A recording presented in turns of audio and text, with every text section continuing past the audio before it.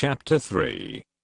And Solomon made affinity with Pharaoh king of Egypt, and took Pharaoh's daughter, and brought her into the city of David, until he had made an end of building his own house, and the house of the Lord, and the wall of Jerusalem round about.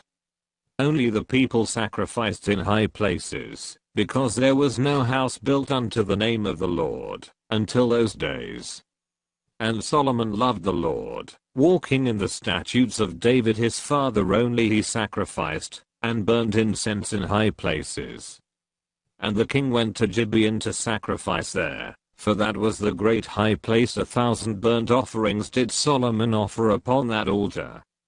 In Gibeon the Lord appeared to Solomon in a dream by night, and God said, Ask what I shall give thee.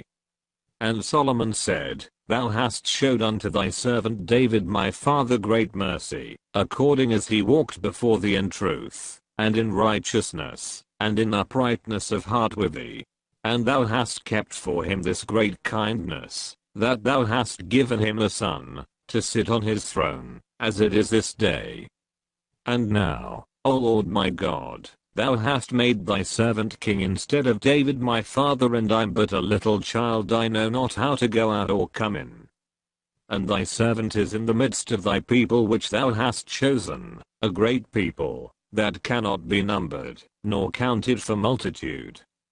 Give therefore thy servant an understanding heart to judge thy people, that I may discern between good and bad. For who is able to judge this thy so great a people?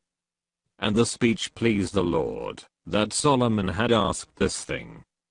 And God said unto him, Because thou hast asked this thing, and hast not asked for thyself long life, neither hast asked riches for thyself, nor hast asked the life of thine enemies, but hast asked for thyself understanding to discern judgment.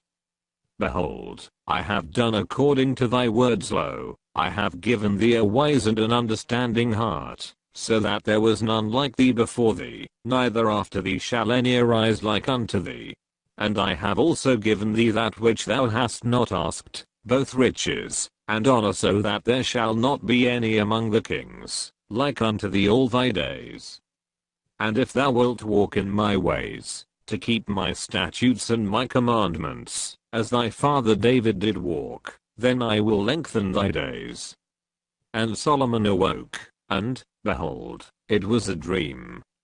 And he came to Jerusalem, and stood before the ark of the covenant of the Lord, and offered up burnt offerings, and offered peace offerings, and made a feast to all his servants. Then came there 2 women, that were harlots, unto the king, and stood before him. And the one woman said, O my lord, I and this woman dwell in one house, and I was delivered of a child with her in the house. And it came to pass the 3rd day after that I was delivered, that this woman was delivered also, and we were together. There was no stranger with us in the house, save we 2 in the house. And this woman's child died in the night, because she overlaid it. And she rose at midnight, and took my son from beside me, while thine handmaid slept, and laid it in her bosom, and laid her dead child in my bosom. And when I rose in the morning, to give my child suck, behold, it was dead. But when I had considered it in the morning, behold, it was not my son, which I did bear. And the other woman said, Nay, but the living is my son, and the dead is thy son. And this said, No, but the dead is thy son, and the living is my son. Thus they spake before the king. Then said the king, The one saith, This is my son that liveth, and thy son is the dead. And the other saith, Nay, but thy son is the dead, and my son is the living. And the king said, Bring me a sword. And they brought a sword before the king. And the king said, Divide the living child in 2, and give half to the one, and half to the other. Then spake the woman whose the living child was unto the king, for her bowels yearned upon her son, and she said, O my lord, give her the living child, and in no wise slay it.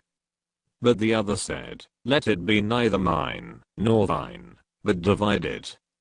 Then the king answered and said, Give her the living child, and in no wise slay it, she is the mother thereof.